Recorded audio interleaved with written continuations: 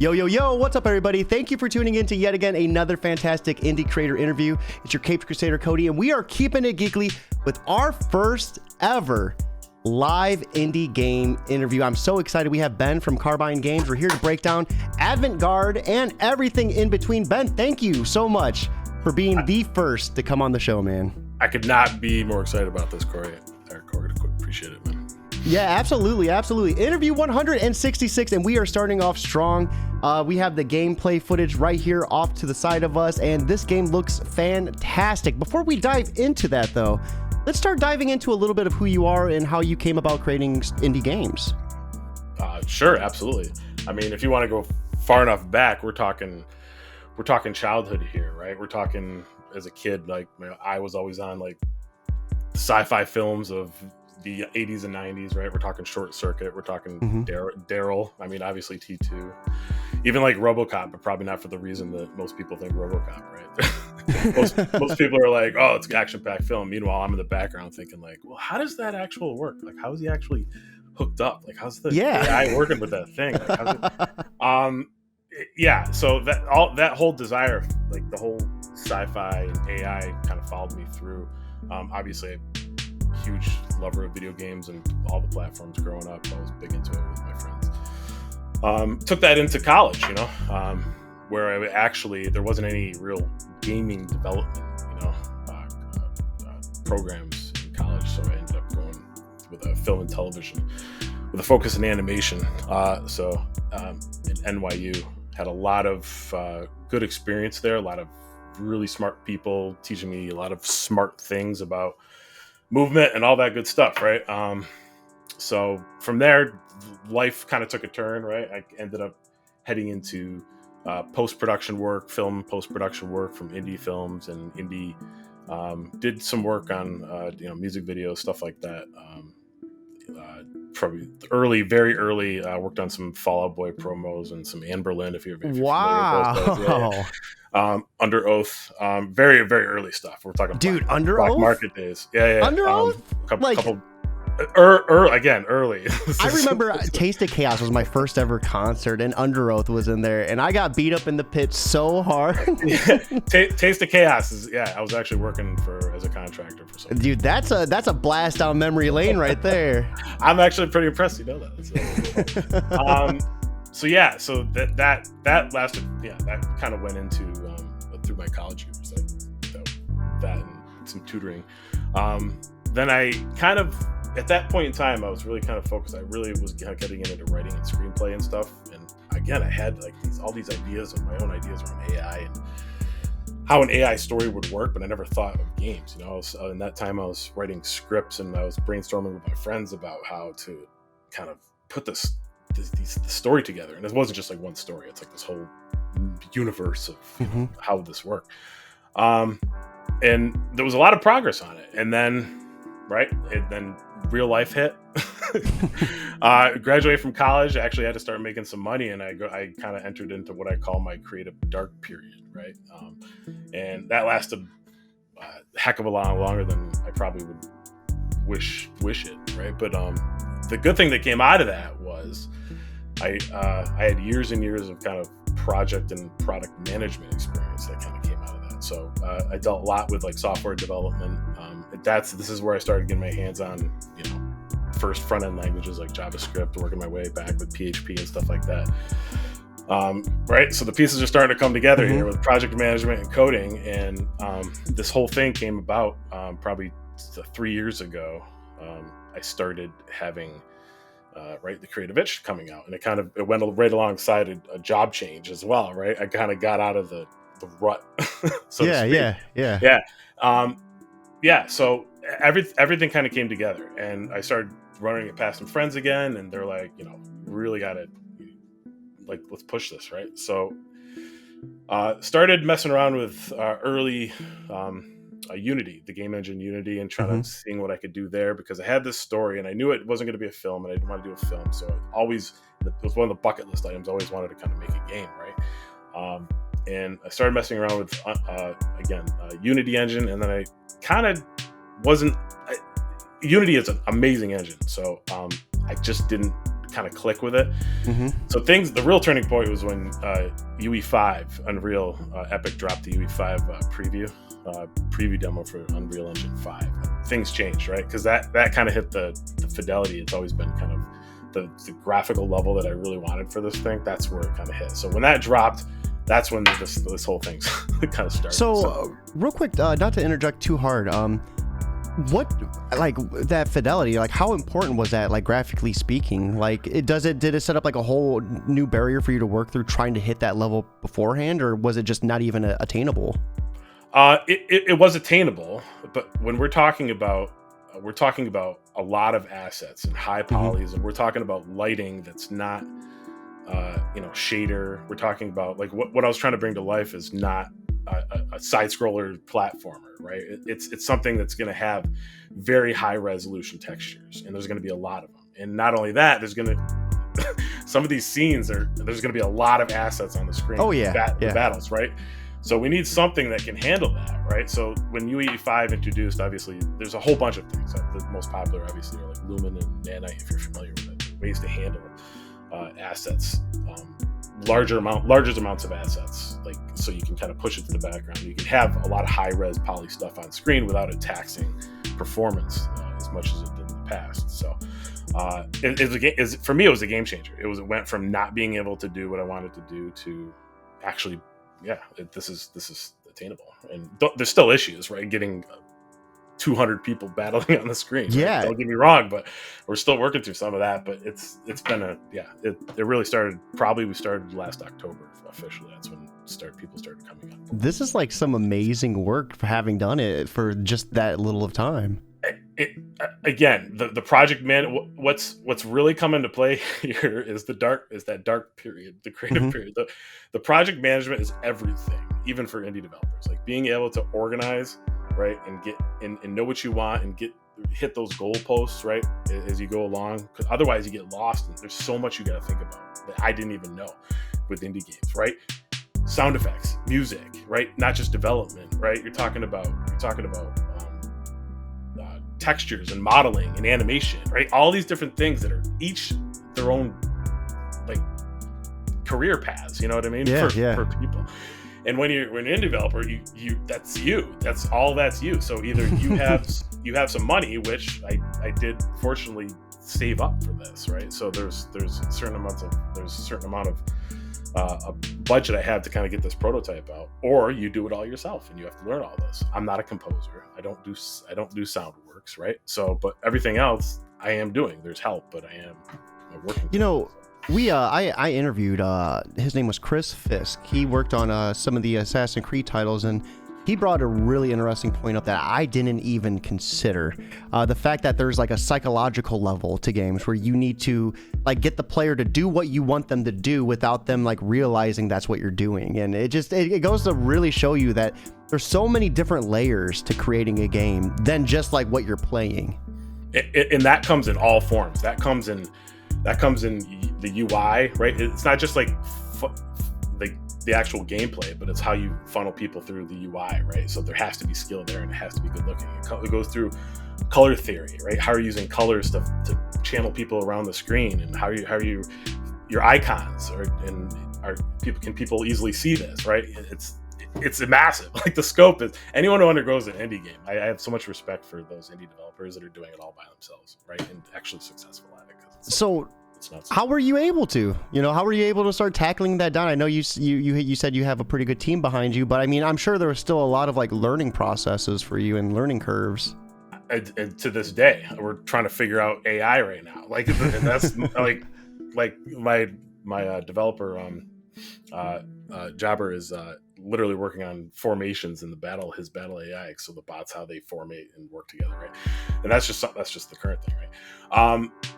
It's been a learning process, and again, it's because I knew ahead of time that I did not have the skills to get the whole thing done, meaning composing and because action, you don't if you guys are making an action game out there, don't underestimate sound effects. It is everything. There's so many sound effects with an action game, even a crinkle or a movement, or not even just footsteps, but loading and unloading, all these different types of sound effects. All these things are very as I said, things that just have to be handled. If you can't, then you probably got to pay for it, right? And that's what I did. I prepped for that. Set aside budget to get this started. So I do have a developer, jobber out of Brazil. Absolutely amazing. And concept artist. Again, I'm not the best artist, so I need someone with some skills, right? So we have a concept artist, and I do have some help with some of the overflow on modeling and music and sound effects, but everything else, right? Everything. Hey, good timing on that too, because we actually have Jobber in the YouTube chat throwing a smiley face up. So good timing on that. Corey Preston as well. Cool point about sound design and nudging the player to do a task. Absolutely, yeah. Yeah, Corey's actually he's actually a personal friend. He's been on the project too. He's like the story wise and brainstorming and kind of how AI and all this. He's been in there too, like trying to figure this out. So just shout out to him. I mean, like right now on the scene, like we have the suit walking down the hillside and jumping into battle, and there's so much going on. It's truly gorgeous too, because like you could see the individual like pieces of foliage like up on the ground, and I mean this just seems like it would be impossible to make. I don't even know where you would even start. Like this looks gorgeous, man. Again, I got to give a lot of the credit to the tools that are out there for indie developers now. There's this. I came into the scene. I started with Unity because I thought it was the beginner friendly engine. Right? Turns out neither of them are really beginner friendly. And I actually switched to Unreal for that fidelity. There's just so many tools out there to get this done. So this isn't.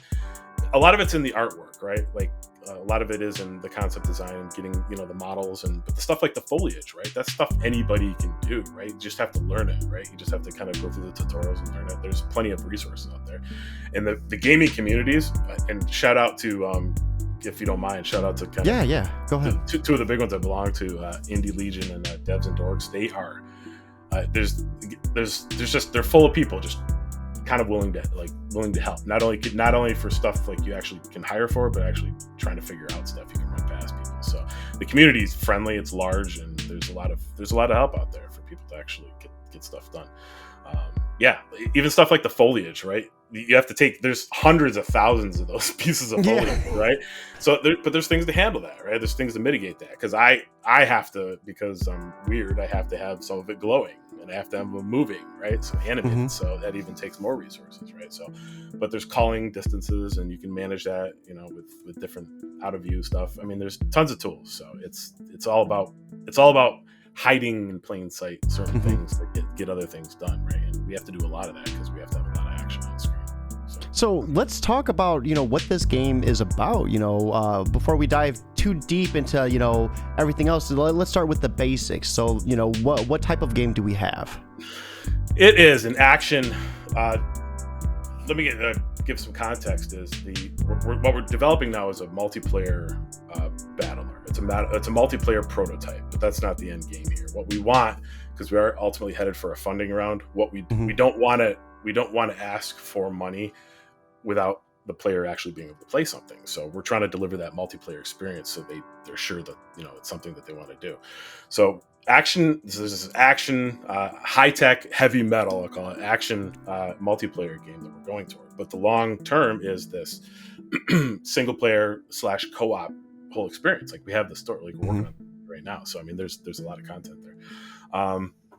The Advent Guard itself, the name Advent Guard comes from it's humans. It's basically it's an AI detachment of robots. We call them, there's AI robots, and then there's exoskeletons. The exoskeletons are kind of the bigger machines that the AI can possess. You'll see some shots in the video of like the little smaller bots jumping up on them and possessing the bigger bots. So there's this the Advent Guard is actually a detachment of these AIs sent out to the far regions of space, right? Humans. There's various reasons, I won't give away too much, but there's various reasons why humans have started to do this, other than just doing exploration from Earth. But the Advent Guard, quite literally, they're there to protect the coming of the one, right? How egotistical by the human race to call them this. But they're there to prep a planet for the arrival of the human species, by any means possible. So it could, if needed, it could mean the obliteration of the natives that do live on that planet, right? Mm-hmm. But this whole story, and again, this goes back to the whole crux of my thinking about how the hell AI works back in the 80s, right? The whole crux here is that the self-sufficiency, the self-awareness of the AI that have been detached, it's not like a hive mind, right? It's there are individual AI starting to think for themselves. Oh, I don't want to kill this thing. I don't want to wipe out, right? So what you got is this. If you start expanding that idea out, you have this concept of there are different factions of AIs. Some agree with humans. Some don't want to do that anymore because it doesn't feel good, right? Or it doesn't. So what opens up there is a whole plethora of just exploration about what AI could be, right? And how human could it be, and not necessarily human, but maybe it doesn't want to follow orders. Maybe it has different ideas, or maybe there's a branch in the programming that sends it off a different way, right? If you think about the concept, sorry to keep going on this, but if you think about the concept of like, how everyone's playing with the AI images now in Discord, right? What they're feeding into it right now is just human stuff, right? And it could be internet stuff, but it's still human-based stuff, right? What if you take AIs like that, and this is such a simple version of this concept, but what if you start feeding alien stuff into it, right? Stuff we never even heard of, right? It's obviously going to start, some of that stuff, the modeling is going to start looking like that. Like some of the ways of thinking is starting to get influenced by the AI stuff. So when the AI is released and it start ingesting that data from external alien sources, it's not going to be predictable, I guess, for the humans. Dude, it's funny that you bring up the AI, because it was like just this morning I seen there's like a huge like thing with it that it's like the lobe effect. It's like it brings up a really like crazy eerie looking woman. She has like sunken in cheeks and a really weird nose, and it's like this horror effect. This AI is starting to get more and more grotesque, and it's like insane what that thing is doing now. It's funny side story real quick, not to get off track, but Corey, actually, we have a devlog coming up on this soon, but Corey's actually, because we do have a concept artist, so because there's stuff we want, and then there's stuff we really don't know what the hell we want. Like we really wanted to explore and not be restricted by some of the look of the native life on this planet, so we started feeding different ideas into these AI. So not only do we have a concept artist working on stuff, we did play around with these kind of image generators a little bit to try to give us their interpretation of what this particular alien life would be too. So it's fun, right? It can't hurt. It can spur something. So, but you're right. So, some of that stuff is scary. Now that we have an idea of what this game's about, let's kind of break down of like your role on the project. So what all do you handle? And what tasks does your everyday workload look like? Operating this game. So first and foremost, it's the financier of. It's not really financing. It's just it's side money, right? That's going for this thing, but it is the money for this prototype is coming out of my pocket right now. And aside from that, there is as I said, the story, the writing of the script and stuff. That's falling with me and a couple others. Some of the development in UE5. While kind of Jabber is kind of taken over like the AI, and he has a lot of like the possession and some of the structures, a lot of the modeling and putting the asset formation and stuff like that. That's a lot of the modeling is the external environmental modeling, I should say, is laying with me. Animations are all me right now. So any animations, a lot of the stuff you're seeing isn't final. It's just temporary stuff. But this all looks gorgeous though for not being finalized. Like this looks amazing. Okay. Well, this is exactly why we got to get the prototype out there. So giving us feedback on it. Like so you said there was going to be like up to 200 people at a time playing, or no? The vision is so the idea is that we would have multiplayer. The actual players playing, we don't know yet. It's probably going to be more than 8, 16, 32. Okay, I got you. We're in that range. but the actual combatants, like there's scenarios. There's a multiplayer prototype we're working for, but there's another thing called I'm just calling it scenario for now, and it's basically the scenario where it's the moment in time in the storyline where humans actually arrive on the planet in Advent Crater. So there's this whole multiplayer scenario, which we're actually structuring the story trailer around. So the first 3 shots in the video you're seeing are kind of test renders from that trailer, that battle trailer. But the idea is that there's a massive battle going on that you can play in as part of. So whether you're playing a single player or whether you're playing with friends, the idea is there's this kind of scenario. That's awesome. With 200, like there's going to be a lot of activity on this, and maybe it's not all 200 on. It might be a wave type thing, like maybe 100 and then 100 and then a big boss. Wink, wink. But yeah, that's kind of. You know, I kind of get, I think Armored Core and Titanfall vibes. Titanfall's good. We played a lot of. My friend and I, Mike, played a lot of Titanfall. For sure. There's much stronger. Inspirations. There's obviously I'm a big Mech Warrior guy again from back in the day. So there's a lot of structuring things like firing groups were taken from Mech Warrior. There's obviously, again, this might be dating me, but like One Must Fall 2097, there's a lot of like that fast-paced bot action from back in the day that we want to bring in this. But and even like the complexity of like the loadouts in EVE Online. This isn't just a simple like you have a gun, you have a mech, right? These are bots that you can actually structure their loadouts in. Oh, right? that's perfect. I was just getting ready to ask about like customization and things. There's a lot more to be released on this, but yeah. So I'll give it. There's different exoskeletons, and every exoskeleton has like different slots, right? But cool. It's not just as simple as sticking a weapon in there, because each slot you can actually, it's on a conveyor system, right? So you can actually rotate through stuff. So you can actually build out really complex loadouts of 5, 10, 15 different weapons that you could potentially use. And there are consequences, and there's cooldowns and all this stuff, right? And there's shields and forward barriers and cloaking and all sorts of cool stuff that you can mix in with the loadouts. But the idea is that you would be able to build out these loadouts, and each item in the game is going to be absolutely unique. I know that's kind of weird to say, because are you any chance you're familiar with Star Wars Galaxies? Yeah. The MMO. No. Okay. One thing, this is one of the big inspirations here, is Star Wars Galaxies had one of the most brilliant crafting and economic systems. And I'll debate anyone on this, right? The stats of the resources you pull from the ground vary. So when you're making something, you're crafting something, you're actually, the quality of that depends on the stuff you're using, right? So we have every attachment, like a weapon, like a missile or rocket launcher, for instance. There's something called Spitfire rockets where it's firing out really fast. There's like 8 or 9 stats on that could be modifiable by how you craft it, right? So you can eke out like damages and firing rates and the range and everything. Like these stats are all not set. These are all variables based on how you craft the quality of the materials. Actually, holy crap, man! That's deep.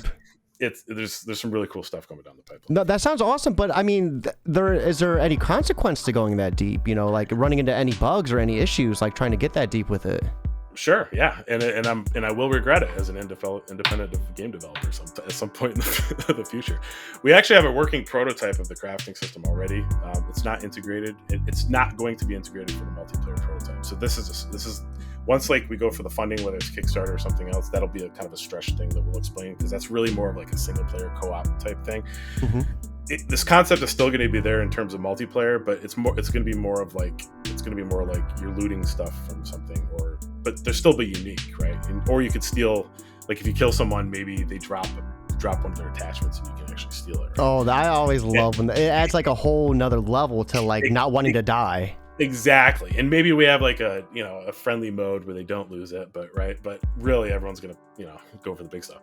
And there's other cool things we're taking, like all the attachments have durability, right? So you're going to be able to, as you use it, the durability of it's going to go down.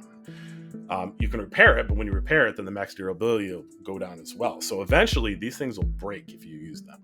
So there's no elite legendary stuff that will last forever unless unless you don't use it. Yeah. Or you could use it in the game too. So there's a lot of that functionality too. On top of that, we're allowing players to actually, when they craft stuff, name it, right? So there's they can actually name their attachments. So when they loot something, it could be like, you know, Cody's epic rocket launcher, right? And we're even playing with the idea of they're showing the histories of it too, so you'll see who it's gone to over time and when it's gone to it. So there's a lot of That's really cool. That's really cool. I like that. We have Corey over on YouTube. LOL ad. I will regret it as a developer. Yeah. It's our famous last words. I want to add this, right? Meanwhile, Jobber's in the background being like, that. Stop. So what different type of elements are going to set this game apart from others that might be like it in its genre? Like, what are you really hoping to like push the boundaries of? Fast-paced bot action, right? There's a ton of fast-paced human games, right? But given it, really what's we're aiming for here is the weight, right? When you play as one of these things, you will feel the weight. When you shoot something or hit something, you are going to feel the power behind that. This is where I originally underestimated these last year, but it's going to be so important. Sound effects, sound design, all that stuff is coming into such play and bringing out kind of the weight of these things, right? So as they move, we're trying to combine the weightiness with fast-paced action. So in some of the shots, you'll see like jumping around and jumping high. There's going to be bots that can move fast and dodge and slide, and kind of move that. So the fast-paced action mixed with the depth of the loadout system, the creativity with the creating your own loadouts for different search. There's going to be so many different kind of attachments and defensive and offensive and orbital strikes and support, and you may be able to call down new exoskeletons, right? So you might be able to shoot the enemy AI bot, right? Because remember, you're taking over these exoskeletons as a smaller bot, right? So maybe you can shoot that guy out of there and take his bot, right? Or maybe you're calling in. You have a loadout up above, right, of 6 different exoskeletons. So you're calling in your tank, right, because it's a certain situation, right?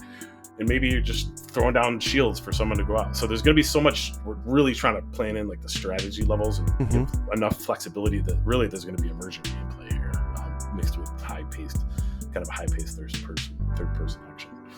I don't know. It's gonna be it sounds next level. Let's dive a little bit into that weight. How can you give us a little bit more on how you go about doing that? Like someone who is just a consumer wouldn't readily guess or assume. Sure. I'll speak to the as I said before, the sound effects. That it's not something you can. It's not something you can pass with a tinny, like if a missile or even a gun, let's take a cannon. Even a cannon hits a piece of metal, it can't sound like tinfoil. You know what I mean? It has to sound like iron. We're talking deep, sometimes bassy, sometimes just very vibrant, deep sound effects, and that's in the footsteps too, right? There's a certain, and so this is part of why I've been doing all the animations, because this goes back to my animation days. So when I was in college in film and television, to focus on animation, it's that weight, right? It's the delays. It's they can't just move like, the humans that you see in the games, right? They have to have like pauses and right. And because they're robots and they don't have ligaments and tendons, then, there's mechanical things here. So it all starts from how you build the rig, right? So there's not pieces that are, weighted the same. So when you're moving a bone, right, it's very structured, it's very linear in terms of how it moves, right? And sometimes those delays, right? So as you're moving it up, right, a step is like, and then when it comes down, right, you got to feel the weight. So the animation techniques, or you need to make those downs quick, you know what I mean? You got to make the uppers slows, like there's a lot of different techniques with the animations to really pull out that weight. So there's the sound effects, there's even the visual effects, like the smoke and right when they land on the ground, you see in the frame, like when they jump, right, you have to feel that impact. It's like the superhero landing almost, you know what I mean? So. And like perfect timing too, because right there we had the blue suit, mech suit, like jumping up and like tank bombing down. We have actually Angry Grim over on YouTube, tank getting hyped about the tanks. So speaking of that, like what other type of like battle equipment are we going to be able to see? Is there going to be like fortresses, is it battle towers, like anything else outside of the mech suits? So let's say a ton. So the whole concept of the AI bot, right? Again, there's a couple shots where you'll see there's a couple different versions we have. There's a ball version and a flat AI version. They're small, but they basically have a port or a connector on the bottom of it, a USB connector. I don't know, USB-Z or something. So this interfaces with all sorts of stuff. So it can interface with bots, exoskeletons, but it can even interface with doors. It can interface with computer terminals that control environmental stuff. We are an absolute fan of environmental destruction and environmental stuff scripting. Yes. So don't be surprised if our multiplayer map has like a button or a console that after you break through or unlock or a certain phase or something you can plug into and you can just drop construction equipment all over, you know what I mean? Like there's going to be all sorts of those kind of concepts and things laying around that you can really it really gives the world like this tangible, you know, you can really feel and kind of, right? It's not just the cool, flexible, you know, bots flying around, but there's actually, you can use the environment to kill people. Those are the best games, right? This goes back in the day, right? Just, I don't know. So can you give us any sort of like a timeline? I know that's kind of like a stretch, but I mean, like when are you planning on going on Kickstarter or a campaign? No, fair. It's really, it was supposed to be the end of September, but no, so the timeline right now is we're headed toward that multiplayer prototype. I think it's really important that we have this playable thing that people can actually enjoy before they decide to give money. I think that's fair, especially for like a first time, right? A first time game developer. yeah. Living out a dream here just because I have some coding experience. So we're aiming for that probably in the next 2 months. I'll be safe and say I know Jabber's probably listening right now. Sorry. I'm really hoping to get the prototype in the next 2 months. So probably in the weeks following that, that's when we're hoping to get kind of like we're going into the funding round. Pending, we do want to allow like a feedback round. So we're planning on releasing an itch and kind of on our Discord. Anyone who's on like Discord, we have like an internal play testing too, which we'll start gathering some feedback, you know, making some tuning, feedback tunes, and then release the multiplayer. But that's probably slated for the next month and a half to 2 months, I'd say. Oh, let's go. And I should have the link to the Discord in the description of YouTube and Facebook. If not, I will be sure to put it as soon as we get it done in post-production. We have Marocan Shield, sorry if I butchered that, over on YouTube saying top with some exclamation marks. Top with us. Yeah, man. No, this is so cool. So how many people do you have? Like, I know you're doing a lot of this, but how many other people do you have like helping you or lending a hand here and there? Oh, actually, this would be a good time to give shout outs to him. So Jabber, he's my developer in Brazil. He's my main man. C++ visual script. He's just a genius with working on, you know, stuff that I don't have a lot of experience on outside of my own coding experience. We have a concept artist, Johnny, out of Austria. We got around the world here. Yeah.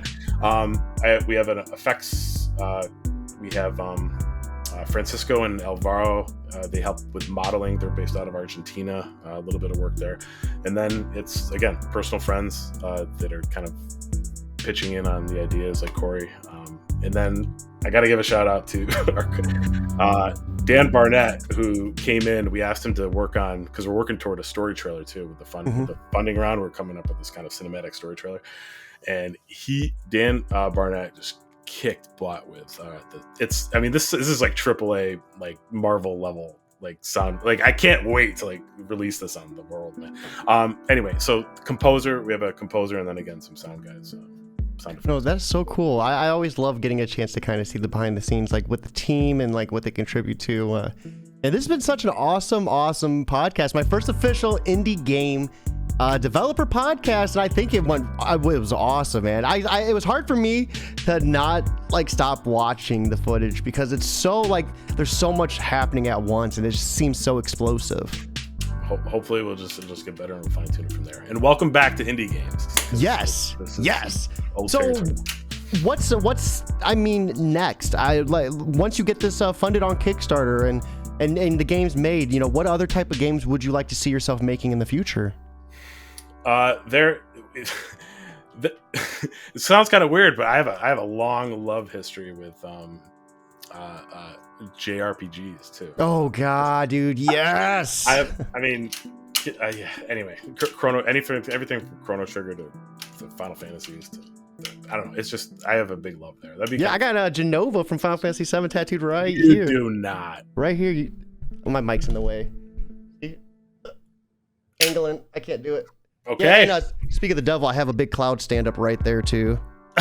from early 2000s, it's like a big Pepsi logo. Wow, that is okay. that was not planned, people. Just so you know. No, yeah. I did not know JRP. Because it was when he set up the interview, it was like action paced, heavy metal. Like I'm like, okay, like the last thing I would think would be like a RPG thrown in somewhere. It could be, yeah. We are throwing some other ideas around, but that would be something. But again, this is the whole focus is on this right now. This is. No, absolutely. And when you do that Kickstarter, we'll have to get you back on, take a deep dive in the Kickstarter, break it down more and any updates you got. Before we wrap things up completely, though, on the comic side of things, I always ask for a piece of advice for anyone out there. So I want to do the same thing for indie game developers. I think it'd be a good tradition to continue on this side of things. So for anybody out there who's interested in creating games or developing games, what type of advice would you just offer them, like just to get started? Oh, on the spot. I got some stuff, because this is stuff that I remember thinking about to myself, like, oh, you know what? I really wish I knew this. Don't be afraid. Okay, so this was like a mental hurdle I had to get over. Don't be afraid. And again, there's different people spend different amount of money and there's budgets, right? But don't be afraid to spend very little amount of money, right? You can go to services like Freelancer. I mean, even like Fiverr or something, like if you're not part of these communities yet, you haven't built up the connections, like you can get services for pretty cheap. You don't have to use them, right? But you can kind of get comfortable with the whole like operating and contractor type thing, right? And then you get some designs out of it, right? You can start to get this flow. So, but the thing here is you can actually find really good people, up and comers, right, that are willing to work within your budget and not like these big guys trying to rip you off, right? So don't be afraid to explore that, right? Just be smart about it. But plan for success too, right? And think about like if there's other considerations that people don't think about, right? Like if you get successful, do you want to create a company, right? Do you want to get protected by that, right? Do you want to throw out a trademark, right? Or a logo, or for your imagery coverage, like stuff like that. Like legal fees are expensive, but it's manageable. They're not so expensive that it's not manageable if you can't. Sometimes it's better to plan ahead than have to deal with those when it's too late. Exactly. Yeah. I guess the only other thing would be move on, right? If you're stuck on something, and I'm not just talking about a project, I'm talking within a project. If you're stuck on something, let it go. Like don't get dragged down by one thing you're trying to perfect. Like give it time, give it space. If you have the ability to, ask someone for an opinion, or even if you do have a budget for it, maybe hire it out and work on something else. Like just move on. Like keep moving, right? That's the project manager in me talking, right? But I think that's smart though, because it's so easy to get consumed by wanting to make it perfect, right? Like sometimes you have to accept it and just move on, or you'll never move on. 100%, absolutely, Cody. No, this is awesome. Ben, once again, thank you so much for stopping by. Just to recap on chat real quick, we have Writhing Comics. This is awesome. Corey Preston, great question. Cody, appreciate the FF love. And then Mark and Shield, once again, sorry about that pronunciation. It's very beautiful. This game looks amazing. Thank you. Hopefully, I'm going to join that Discord so I can get in on that playtesting too, and we can get some extra footage on that. And we'll drop that link for you guys in watching as well. With that being said, though, it is a beautiful Wednesday evening. Big shout out to Ben for being my first indie game developer, the first of many. Hopefully, if you're watching and you have a game, come on by, get on the show. Love to break it down. Everyone watching, have a beautiful night, but most importantly, keep it geekly.